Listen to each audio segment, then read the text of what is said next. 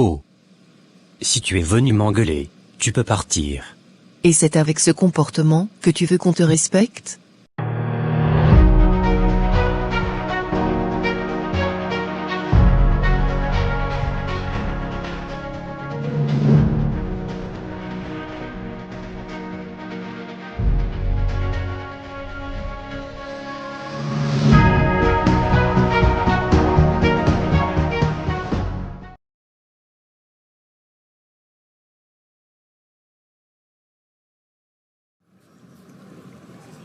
Quelques jours plus tard, Nabila prit une décision dans sa relation avec Tariq. Elle voulait être sûre de sa santé. Elle prit rendez-vous avec le médecin, qui avait soigné sa mère. Lorsqu'elle arriva au bureau, le docteur l'accueillit chaleureusement.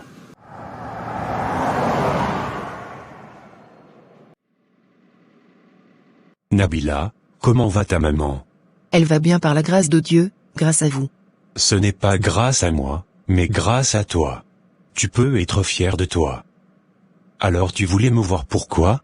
Je voudrais faire des examens avec mon petit ami, avant de passer à l'acte, vous voyez? C'est une très bonne décision. Beaucoup de jeunes devraient avoir la même responsabilité que toi, avant de commencer une vie intime. Tu es une grande fille. Ton petit ami est où? Il va arriver. Il est en chemin. Super. Ils discutèrent quelques minutes. Le docteur lui donna des conseils, sur la façon dont elle devait veiller, à ce que la glycémie de sa mère reste inchangée. Tariq arriva peu après, et entra. Nabila fit les présentations. Le docteur leur expliqua, comment tout allait se passer, et tous les examens qu'il ferait. Il accepta. Il fit appel à une infirmière, qui leur ferait une prise de sang. Lorsqu'ils sortirent, le docteur retint Nabila. Ce n'est pas le fils de Monsieur Sissoko par hasard? Oui, c'est lui. Vous le connaissez? Je connais son père, mais lui pas vraiment. Il est un peu effacé. Je comprends maintenant pourquoi tu n'avais pas de difficultés à payer les factures de ta mère. Tu avais un arbre d'argent. Quand ma mère était hospitalisée, nous n'étions pas encore ensemble. Je vois. Donc tu traînes le fils d'un opérateur économique, un pionnier de cette ville, à l'hôpital pour des examens? Docteur, il a peut-être de l'argent, mais ça ne garantit pas la santé. Je suis amoureuse, mais pas bête. Nabila, tu es une fille exceptionnelle. J'adore ta façon de réfléchir. Ne change jamais. Allez, va le rejoindre. Je te ferai signe pour les résultats. Nabila le remercia, et rejoignit Tariq, qui était déjà dans une salle de soins. Après la prise de sang, Tariq retourna au bureau. Lamine l'attendait dans son bureau. Il était gaillardement assis dans son fauteuil. Tu n'as pas peur de t'asseoir dans mon fauteuil? Parce qu'il y a quoi là? Tariq alla se servir un rafraîchissement, puis prit place dans un fauteuil. Où étais-tu? Ta nouvelle belle-sœur a demandé qu'on fasse nos examens. Donc je sors de l'hôpital. Voilà une fille qui sait ce qu'elle veut. Parfois je me dis qu'elle est très jeune, après je vois les actes qu'elle pose, et je suis surpris. Mon cher frère, l'âge ce n'est qu'un chiffre. Nabila est très mature. J'ai pris le temps de l'étudier.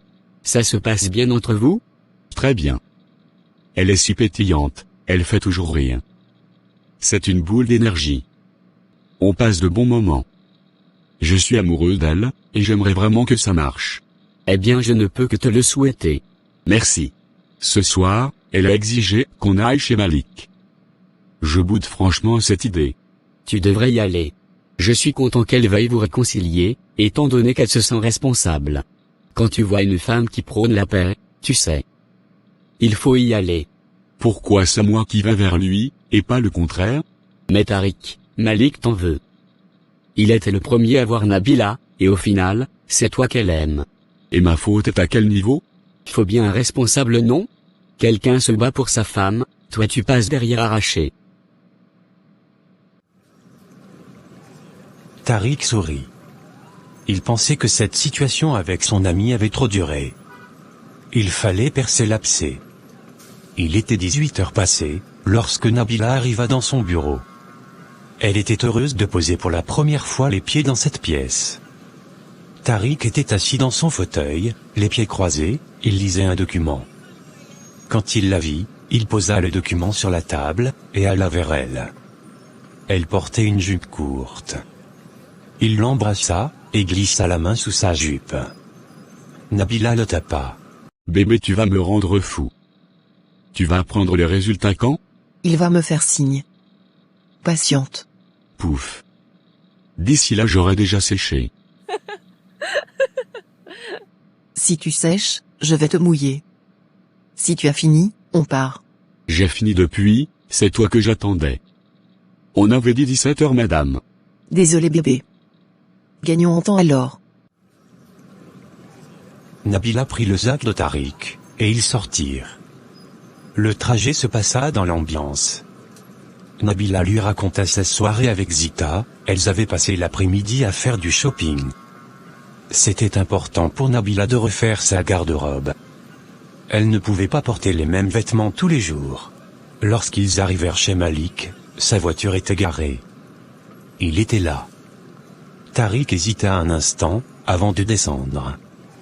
Ils montèrent au deuxième niveau, où Tariq montra sa porte à Nabila. Elle sonna. Ils patientèrent quelques secondes, puis la porte s'ouvrit sur Malik. Il portait encore son débardeur, et son pantalon, ce qui laissait croire qu'il venait d'entrer. Lorsqu'il les vit, il fronça les sourcils. Ce fut Nabila qui prit les devants, alors que Tariq était derrière elle. Bonsoir Malik. Bonsoir. Excuse-nous de venir sans te prévenir à l'avance. Tariq et moi voulons te parler. C'est possible?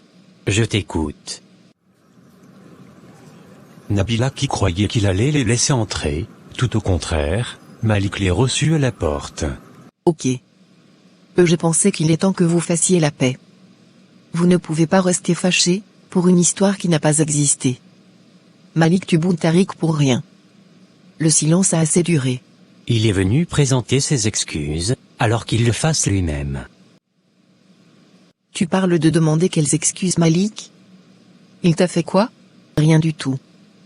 Donc arrête de prendre tes rêves pour des réalités, et brise cette glace que tu as montée entre vous. Oh. Si tu es venu m'engueuler, tu peux partir. Et c'est avec ce comportement que tu veux qu'on te respecte? Tu veux me donner raison de ne t'avoir pas accepté Malik. Parce que si j'ai un homme, qui au lieu de briser la glace, la solidifie encore plus pour une histoire de rien du tout, ça ne va pas le faire. Tu n'as pas 3 ans Malik, alors comporte-toi comme l'homme mature que tu pensais être. Tariq ne t'a rien fait. C'est moi qui l'a blessé, et non toi, mais il est ici pour faire la paix, et toi tu veux te prendre la tête. En plus tu nous reçois dehors. Tariq ne ferait jamais ça, quel que soit le motif de votre problème. Si on t'a dérangé, on s'excuse. Bébé, on s'en va. Nabila et Tariq tournèrent le dos pour partir. Et tout à coup, ils entendirent. Je suis désolé. Vous pouvez entrer. Ils s'arrêtèrent net, et se retournèrent, en se regardant. Ils revinrent sur leurs pas. Malik les laissa passer. Tariq chuchota dans les oreilles de Nabila, tu es un amour. Malik les installa au salon, et ouvrit une bouteille de vin, qu'ils partagèrent en discutant. La soirée passée chez Malik était agréable. Au début, l'atmosphère était un peu tendue. Malik n'avait jamais vraiment caché son hostilité envers Tariq, depuis le début de cette histoire avec Nabila. Mais au fil des discussions, des plaisanteries et des souvenirs partagés, les tensions avaient fini par tomber. Les deux hommes avaient retrouvé une partie de leur amitié. La soirée s'était terminée dans une ambiance détendue. Comme toujours, Tariq l'avait raccompagné à la maison, avant de rentrer chez lui. Lorsqu'il entra dans le salon, la mine s'y trouvait, la télé allumée, et son ordinateur ouvert sur la table basse. Quelques dossiers étaient disposés sur la table. Bonsoir. Tu travailles ou tu visionnes? Je fais les deux. Tu as mis long chez Malik. Ça veut dire que tout s'est bien passé. Ah mon frère. Une femme comme Nabila dans ma vie, était tout ce que je voulais. Tu t'en rends compte, lorsque nous sommes arrivés chez lui, elle a pris les devants, déjà que je ne voulais même pas y aller. Malik nous a reçus à la porte. Nabila lui a dit que nous sommes venus en paix discuter, et tu sais ce qu'il a dit? Que je devrais lui demander pardon. Et là, Nabila lui a dit que ce n'est pas ma faute, s'il prend ses rêves pour des réalités. Mon frère, j'ai failli éclater de rire. Nabila lui a dit, je cite en ces termes, Tariq ne t'a rien fait, il ne te doit aucune excuse. Après elle lui a dit, que s'il n'est pas disposé à parler, on s'en va. Et voici mes parties préférées.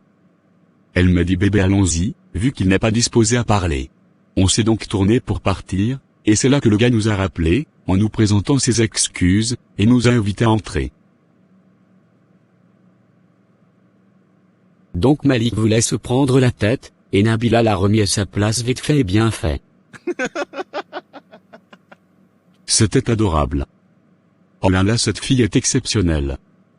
Elle m'a défendu de la meilleure des façons. Elle s'est jouée de la psychologie des gens. J'étais conquis. Sinon tout s'est bien passé.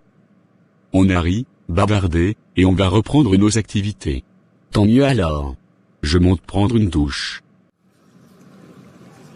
Tariq se leva, au même moment où son téléphone sonna. Il sourit avant de décrocher. Hello chérie. Tu es bien arrivé? Oui, et je monte prendre une douche. Si tu étais là, tu m'accompagnerais. Je suis là en esprit mon amour. Chérie, demain tu vas prendre les résultats de l'hôpital. Et c'est non négociable, hein? Je le ferai. Ça marche. Tariq quitta le salon, et monta les escaliers, tout en communiquant. Lamine regarda son frère, et sourit. Il se dit que cette fois-ci, son frère était complètement in love de cette fille. Ça se lisait dans son regard, ses gestes, son sourire amoureux, avec lequel il se baladait depuis. En cette même soirée, Madame Hortense se trouvait dans un restaurant. Un plat devant elle, elle mangeait paisiblement. Devant elle, Madame Déborah arriva, tira la chaise, et s'assit. Je sais qu'il y a encore beaucoup parmi vous, qui n'ont pas encore liké notre vidéo. Alors faites-le dès maintenant. N'oubliez pas aussi de commenter, et partager la vidéo s'il vous plaît. La vidéo peut maintenant continuer. Merci. Je vous envoie de gros bisous. Désolé du retard. J'avais très faim, donc j'ai commencé sans t'attendre. Madame Déborah appela le serveur, et passa sa commande, puis une boisson. Alors Madame Hortense, celle pour qui les hommes rampent à ses pieds. Arrête ça. Tu devrais plutôt dire la nouvelle grand-mère fière et heureuse. Ah ça? Ta fille va bien? Ils vont très bien, merci. Tu voulais qu'on parle de quoi? De tes filles que tu m'envoies. Le patron de Nabila a résilié son contrat. Il m'a demandé de lui trouver une autre. D'accord. Et c'est quoi le problème? Tu ne vois pas que tes filles sont des blagueuses? À peine arrivée, elle est déjà partie. Elle avait pourtant dit qu'elle ne ferait pas comme les autres filles. Elle t'a dit pourquoi elle est partie? Déborah, c'est souvent mieux de poser les questions, avant de prendre position. Nabila a duré 3 mois chez lui. Elle n'est pas partie, elle a juste changé de camp. Changer de camp? C'est-à-dire? Qu'elle est désormais la petite amie de Monsieur Sissoko. Madame Déborah porta sa main à la bouche, comme si elle voulait s'empêcher de hurler. Eh oui mon ami. Nabila et Monsieur Sissoko sont ensemble. C'est pas possible. Nabila et Monsieur Sissoko? J'ai du mal à le croire. Pourquoi? Elle ne le mérite pas? Oui, et non. J'espère que tes filles ne viennent pas chez ces hommes d'affaires avec le charme, parce que Nabila n'est pas la première fille, qui finit dans le lit de son patron, sans compter les voleuses de mari. Déborah, si tu dis encore que mes filles utilisent le charme, je vais me fâcher. Il y a quoi d'extra chez ces hommes riches, qu'elles ne peuvent pas séduire naturellement?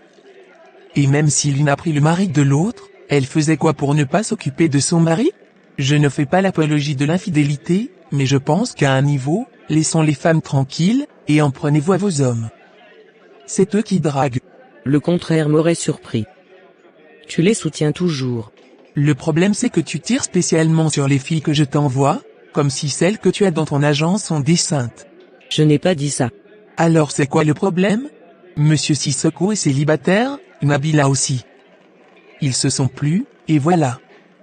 Sois heureuse, d'avoir certainement réuni un couple qui ira loin.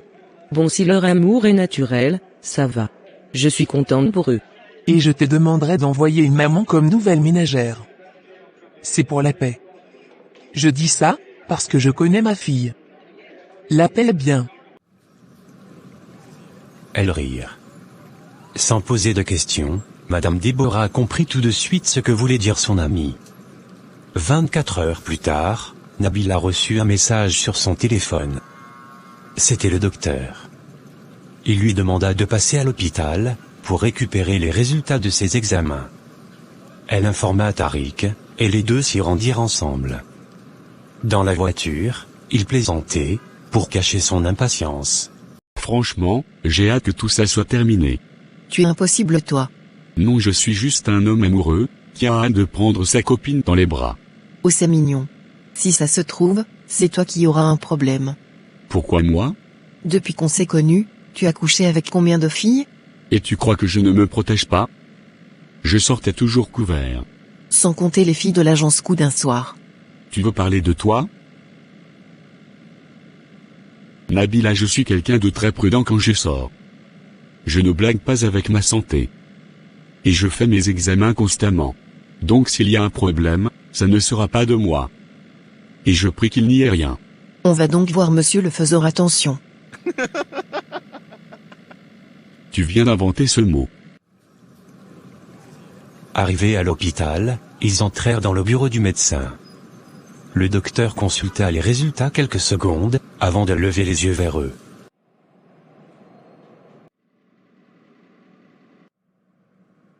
Alors commençons par la bonne nouvelle.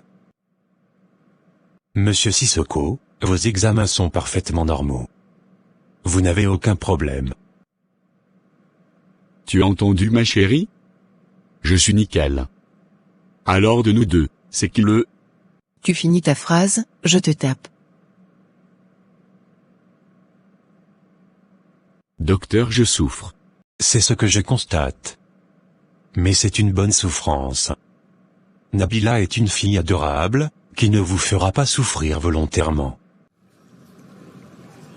Puis le docteur se tourna vers Nabila. Son ton devint un peu plus sérieux. En revanche, Nabila, tu souffres d'une infection. Hein?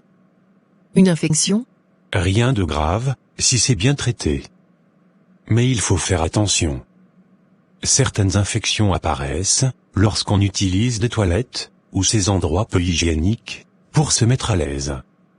Cela peut provoquer ce genre de problème. Nabila baissa un peu les yeux, un peu gênée. Elle repensa aux nombreux jours passés dans des conditions difficiles, entre l'hôpital, les marches, et les longs trajets. Le docteur prit son stylo, et rédigea une ordonnance. Je vais te prescrire un traitement. Des comprimés et des ovules. Tu vas les prendre pendant 2 semaines. Toute relation intime est proscrite pendant le traitement. Tariq serra doucement la main de Nabila, et celle-ci sourit. Docteur, ça veut dire qu'on ne va rien faire pendant 2 semaines? C'est ce que j'ai dit, oui. Vous n'allez pas me tuer une bonne fois pour tout en même temps?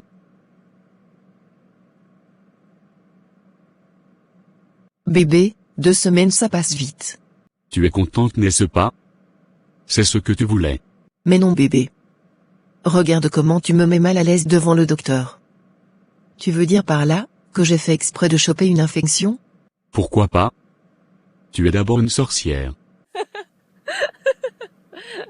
Que je peux vous comprendre, monsieur Sissoko. Mais puisque vous voulez faire les choses bien, 2 semaines ne seraient pas très long. Après vous aurez votre copine pour vous seul. Merci du soutien. J'espère qu'après, elle va libérer les choses. Ils éclatèrent de rire. Le docteur les trouvait tellement mignons. Nabila récupéra l'ordonnance, ils remercièrent le docteur, et sortirent.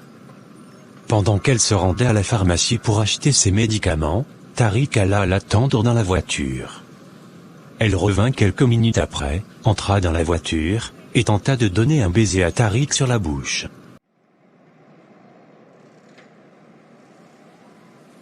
Et qu'est-ce qu'il y a? Pendant ces 2 semaines, il n'y aura pas de bisous. Tu souffriras au même rythme que moi.